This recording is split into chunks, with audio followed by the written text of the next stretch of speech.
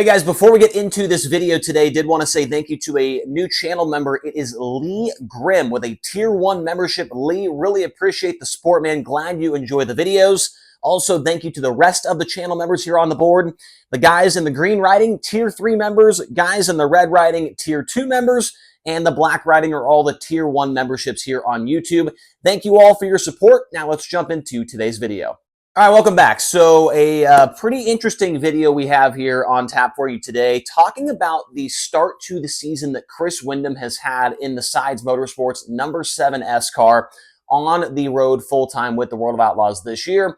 I know that Jeremy Elliott and Sprint Car Unlimited did a video about Windom about a week and a half or so ago, about maybe 2 weeks ago, talking about the strong start that he has had. And I wanted to document it a little bit further here because Windom has been under a lot of fire, a lot of pressure, a lot of hate from the sprint car racing community and its race fans, saying that, you know, he doesn't deserve the opportunities that he's been given. He's been given all these different rides and all this stuff and has not performed very well. Now, Windom, so far this year, has impressed me at least, and has probably impressed a lot of people. He's in the top 10 in outlaw points against 15 other drivers, and he is currently leading the Rookie of the Year standings against 7 drivers overall in that Rookie of the Year battle. And he has put up some pretty solid numbers here to open up the 2025 season. And I figured I would look at the start of the year for him so far and compare it to his last 4 years in different cars with different series and see where he's at right now. So over here on this side of the board, I've got the last 4, or last, I guess it would be 3 cars that he's been in before the Sides car. In 2022 was his first full-time year running in a wing sprint car after doing the whole USAC deal, the Triple Crown Championship, all that stuff, right?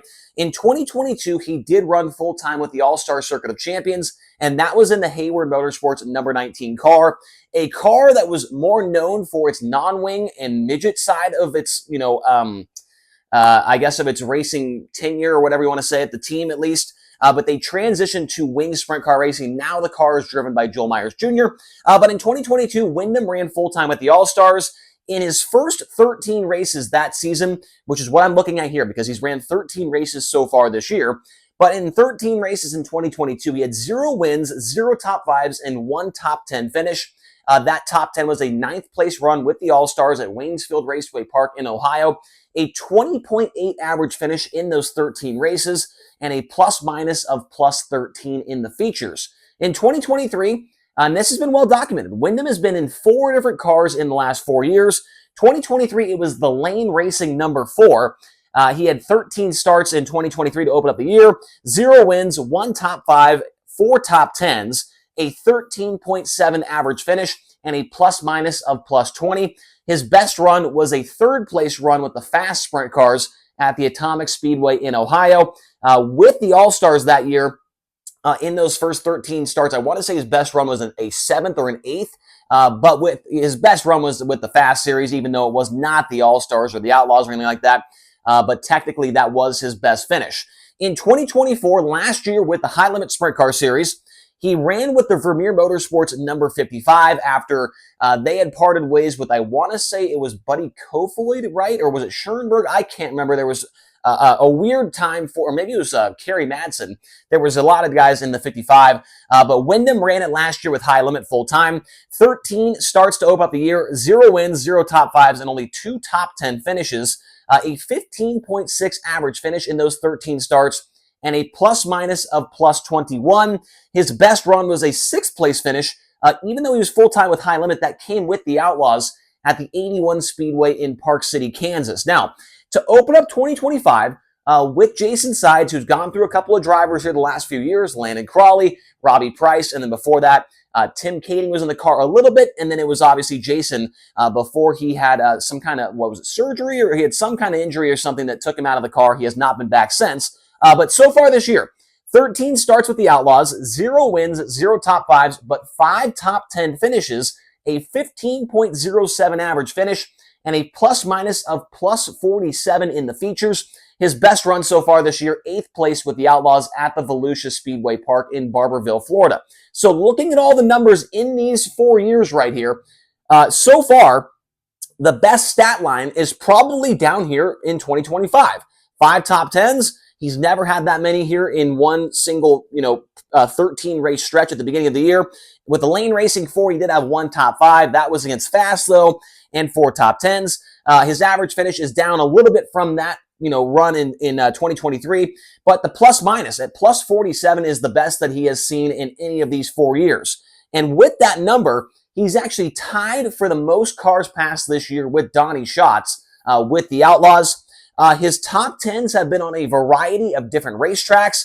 2 at the half mile at Volusia, got a top 10 at Cotton Bowl Speedway, a 3/8 mile, and a top 10 at Lawton as well in the quarter mile. So he's been able to run top 10 on a couple of different, size racetracks. Has not been able to be in the top 5 quite yet, but I feel like that is coming here very soon. His average finish of 15.7 is actually 12th best with the series so far this year.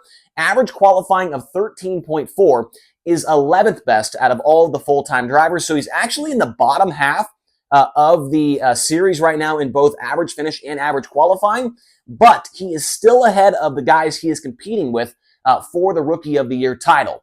Now, up in the top right, the last 2 drivers that have ran this car, both did it full-time with the Outlaws. In 2022, Robbie Price came in about 20 races into the season, and then he did run full-time in 2023. A total of 120 starts for Robbie Price in this car, 3 top 5s and 6 top 10s in those starts. Landon Crawley ran last year with the Outlaws full-time, 66 starts, 0 top 5s, and 4 top 10s in his tenure with the car.